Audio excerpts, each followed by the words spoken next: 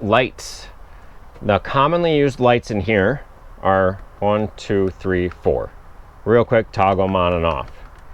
Outside, there's some additional lighting. You'll notice with those 4, this didn't come on, this didn't come on. There is a light strip on the bottom of the awning.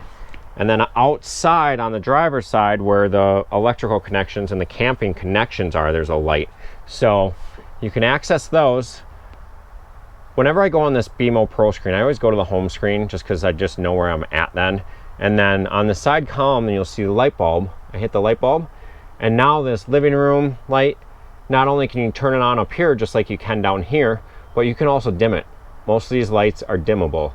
They're very bright at night, so you want to know how to dim them. Front accent is this one. So that is not on the 1, 2, 3, 4 on the bottom. Outside is the one on the driver's side by your electrical connection. So if you're hooking up at night, you can turn that on. And then the awning light is there. So good to know. Again, most of them are dimmable. Very nice. Pretty basic.